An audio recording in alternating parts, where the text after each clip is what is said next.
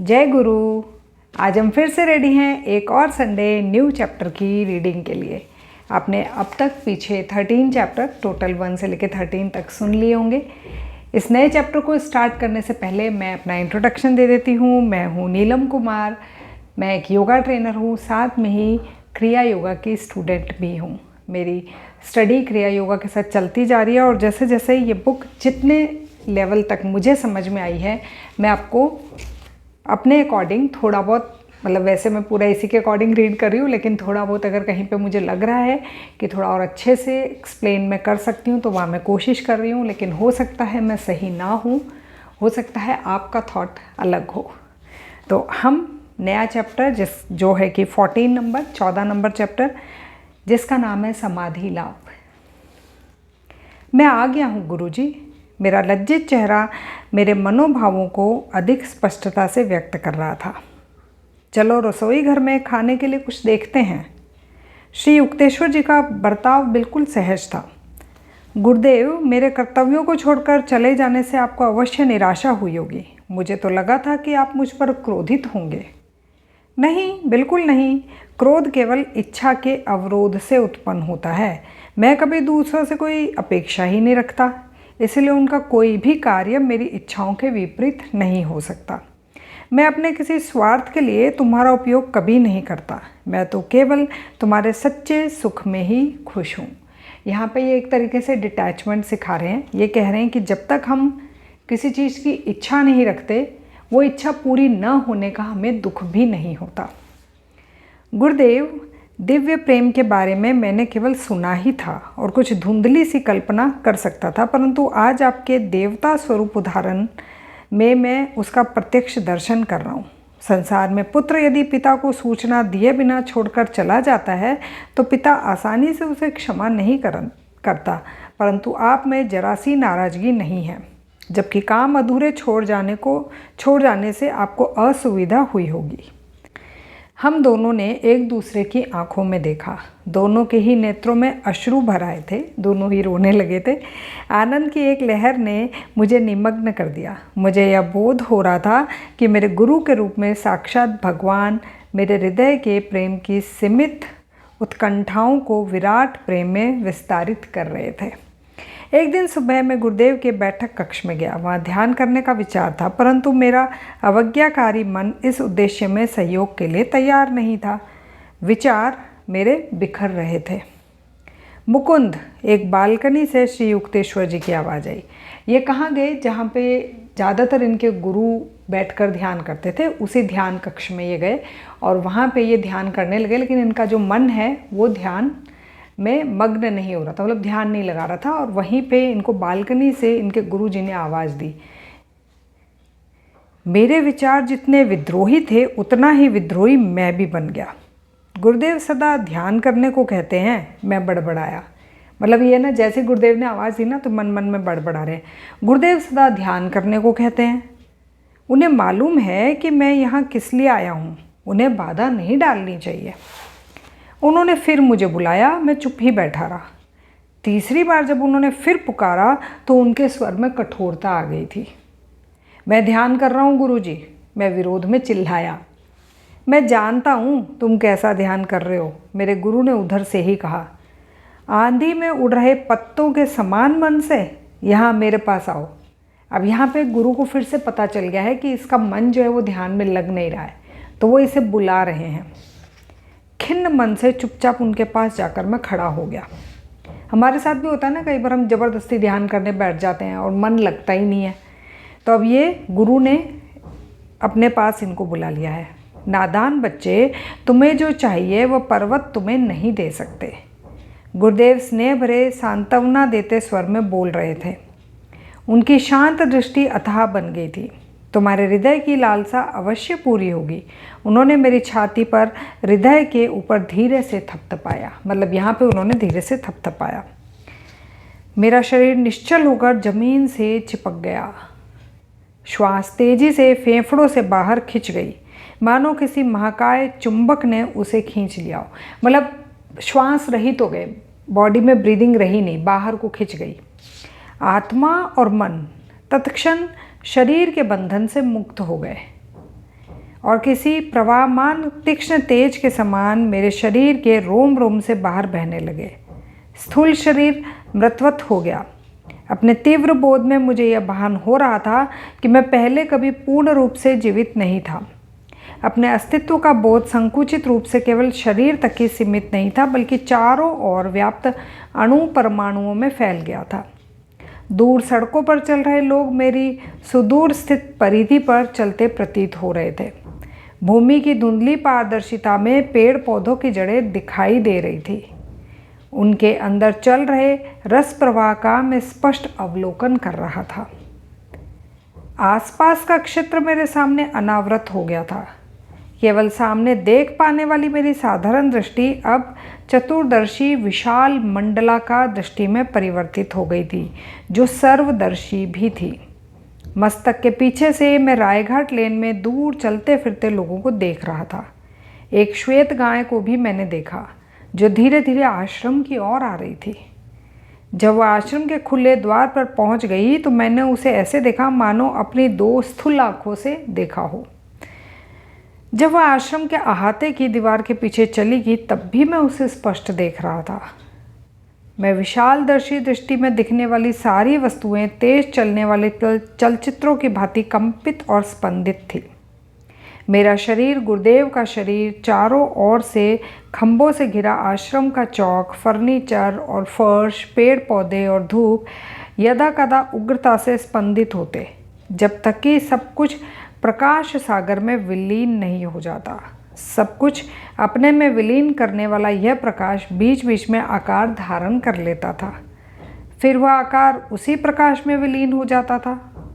प्रकाश और स्थूल आकार प्राय कर्म से एक दूसरे से रूपांतरित होकर सृष्टि के कार्य कारण सिद्धांत को स्पष्ट कर रहे थे। मेरी आत्मा के शांत अनंत तट पर सागर के समान आनंद उमड़ पड़ा। मैंने अनुभव किया कि ईश्वर का स्वरूप अक्षय आनंद है। उसके शरीर प्रकाश के असंख्य तंतु हैं। मेरे अंदर उमड़ती दिव्य ज्योति ने विस्तृत होते होते नगरों, महाद्वीपों, पृथ्वी, सूर्यमंडल, तारामंडल, निहारिका पुंज और अंतरिक्ष में पर्वतमान ब्रह्मांडों को अपने में समा लिया।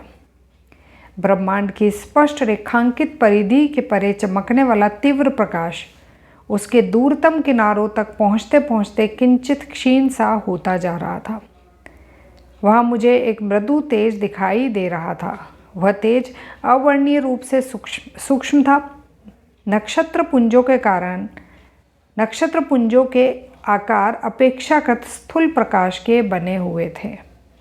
मुझे यह ज्ञान हुआ कि समस्त तेजो ब्रह्मांड का केंद्र मेरे हृदय में स्थित अंतर्ज्ञान अनुभूति का बिंदु है।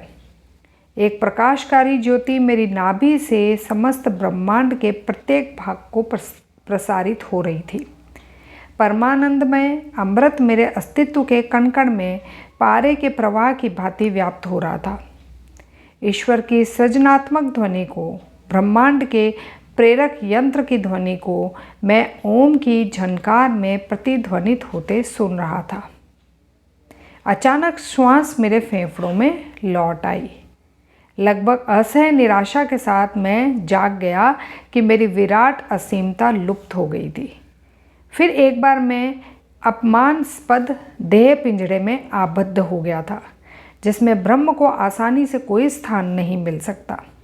घर से भागे बालक की भांति मैं अपने विराट तेजोधाम से भाग आया था और अपने आप को मैंने एक संकीर्ण पार्थिव देह के क्षुद्र पिंजरे में कैद कर लिया था। ये बहुत ही बोलते हैं ना कि बहुत ही अलग तरीके का एक्सपीरियंस है। और ऐसा कई बार हम लोग भी महसूस करते हैं। हम जब कभी सपना देखते हैं, कई बार जागती आँखों से भी, कई बार बंद आँखों से भी हम बहुत दूर दूर का विजुअलाइज कर लेते हैं। वो चाहे ब्रह्मांड से आगे का हो, कभी चांद, कभी सूरज, कभी तारों के बारे में सोचते हैं, कभी बचपन के बारे में, कभी दूसरे किसी घर में क्या चल रहा होगा, कभी मेरे किसी रिश्तेदार के घर में क्या चल रहा होगा। ये सब हम जो सोचते हैं, उस वक्त हमारा जो अंतर्मन है वो उन सब जगह घूम रहा होता है, ट्रैवल कर रहा होता है। तो वही इन्होंने बताया है कि कहाँ हमारा अंतर्मन अपनी मर्जी से भटकता रहता है, मर्जी से जो मन हो, जो विचार हो, वो हमारे अंदर आते रहते हैं। अब यहाँ पे उन्होंने, गुरु ने ध्यान करना उनको सिखाया और जो जो गुरु चाहते थे उनको वो दिखाने की कोशिश करी। हमारी ये दो आंखें सिर्फ सामने देख सकती है, लाइक मैं सिर्फ इस कैमरे की तरफ देख रही हूँ और आप सिर्फ मुझे देख रहे हो। आप अपने पीछे नहीं देख पाएंगे इस वक्त और मैं भी अपने पीछे नहीं देख पाऊंगी। लेकिन ये कह रहे हैं कि इनकी दृष्टि चारों तरफ देखने लगी थी। और ऐसा होता है ना, अभी अगर आप आंखें बंद करें तो आप बंद आंखों से महसूस कर पाएंगे कि आपके सामने तो ये वीडियो है, लेकिन इसके पीछे आपके क्या हो सकता है ये आप सोच सकते हैं। दाएं बाएं क्या हो सकता है, और इवन आपके पीछे जो दीवार है उसके पीछे भी क्या हो सकता है वो आप देख सकते हैं। तो वही इन्होंने बताया कि हमारा अंतर्मन हर जगह, चारों दिशाओं में, आकाश में, पाताल में, इस यूनिवर्स के किसी भी प्लैनेट, किसी भी स्टार, मून, जो भी देखना चाहे वो देख सकता है। वही ये बता रहे हैं कि ध्यान की अवस्था में बहुत बार हम इधर उधर ट्रैवल करते रहते हैं। ये प्रारंभिक अवस्था है। जब हम ध्यान करना सीख जाते हैं तो जहाँ हम जाना चाहते हैं वहाँ अपने मन को कंट्रोल में करके सिर्फ उन्हीं विचारों को उत्पन्न करते हैं जहाँ पे हम देखना चाहते हैं और जाना चाहते हैं। तो इन्होंने बोला कि गुरु जी ने यहाँ पे थपकी दी और इनको ये अनुभव करवाया। सांसें एकदम से बाहर खिंच गई थी, मतलब सांसों से ध्यान ही हट गया था, श्वास रहित हो गया था शरीर। एकदम से इनका सांसों पे वापस ध्यान गया, यानी कि सांसें चल रही हैं। इन्होंने जैसे ही देखा, इन्होंने अपने शरीर को महसूस करा। आप भी अगर ध्यान करते होंगे तो आप ऐसा समझ पाएंगे कि जितने समय तक आप ध्यान में होते हैं या जितने समय तक आप इधर उधर विचारों में होते हैं, उतने समय तक आपको लगता है कि मेरा शरीर है ही नहीं, सांसें भी नहीं हैं। लेकिन जब आप फिर से सांस पे ध्यान देते हैं, आप फिर से प्रेजेंट में लौट आते हैं। मेरे गुरु मेरे सामने निश्चल खड़े थे। लंबे समय से मुझे जिस ब्रह्म चैतन्य के अनुभव की उत्कट लालसा थी, वह अनुभव उन्होंने मुझे करा दिया था।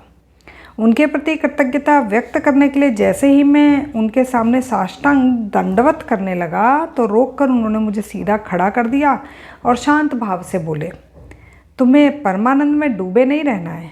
तुम्हारे लिए अभी जगत में बहुत सा काम करना बाकी है। आओ बरामदे में पहले झाड़ू लगाते हैं और फिर गंगा के किनारे घूमने जाएंगे।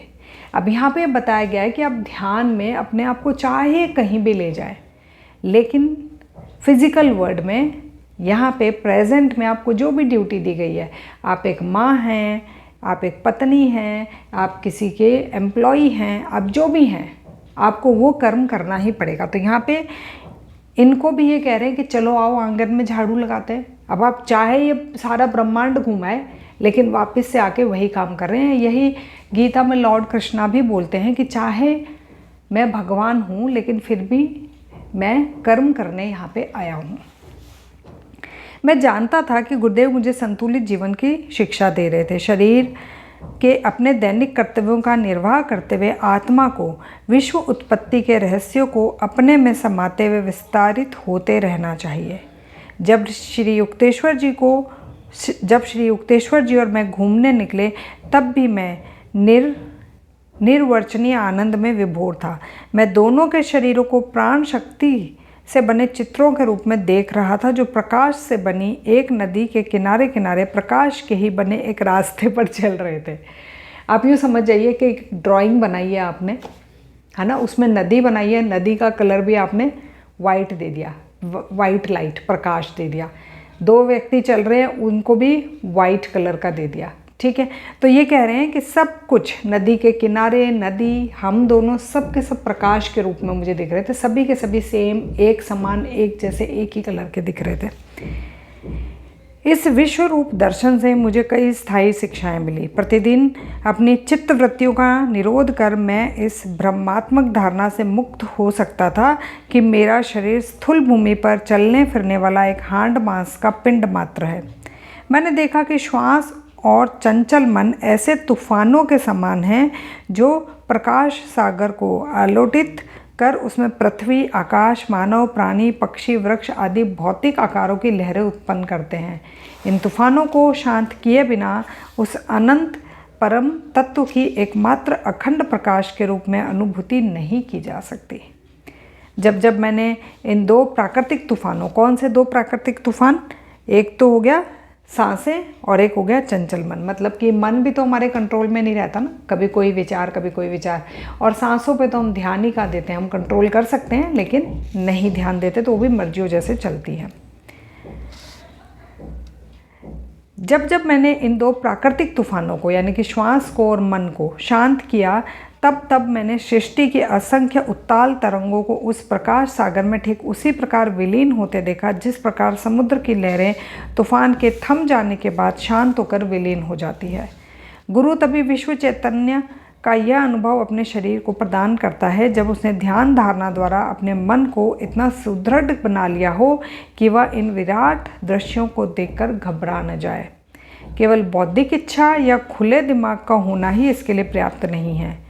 योग साधना और भक्ति द्वारा एक चेतना की समुचित रूप से उन्नति द्वारा ही साधक सर्वव्यापकता के मुक्तिदायी आघात को सहन करने के योग्य बनता है। सच्चे भक्त को यह दिव्य अनुभव अवश्य होता है। उसकी अत्यंत तीव्र लालसा ईश्वर को इस प्रकार खींचने लगती है कि ईश्वर उसका प्रतिकार नहीं कर सकता। उस चुंबकीय उत्कंठा से सृष्टिपति विराट दर्शन के रूप में साधक की चेतना की सीमा में खिंचाते हैं। श्री युक्तेश्वर जी ने मुझे यह दिव्य आनंदपूर्ण अनुभव अपनी इच्छा अनुसार जब चाहे प्राप्त करने और जिनकी अंतर्ज्ञान प्रणाली विकसित हो गई हो ऐसे लोगों को इसे प्रदान करने का तरीका सिखाया। कई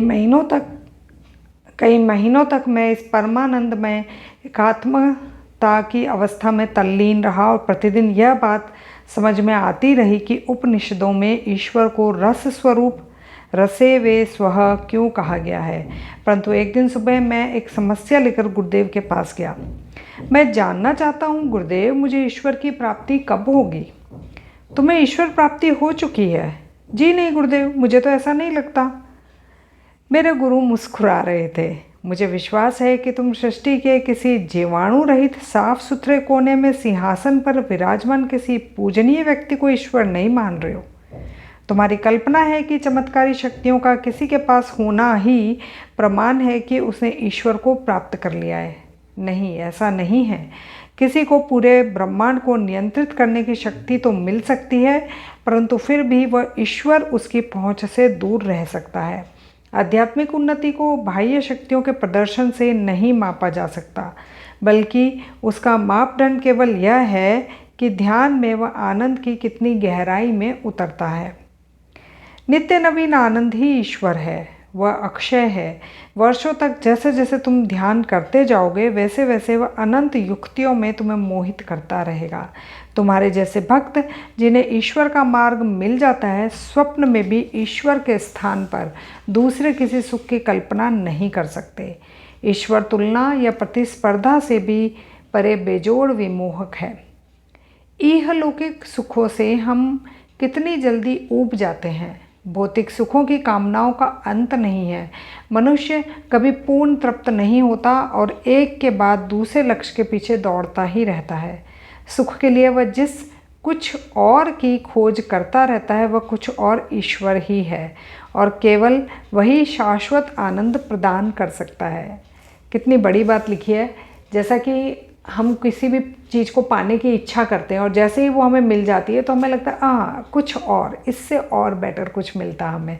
तो वही ये कह रहे हैं कि इस तरीके से आप एक नई इच्छा उत्पन्न करते हो, वो पूरी होती है तो उससे नई नेक्स्ट इच्छा जाग जाती है। तो कह रहे हैं कि अंतिम इच्छा जो है वो ईश्वर की प्राप्ति ही है।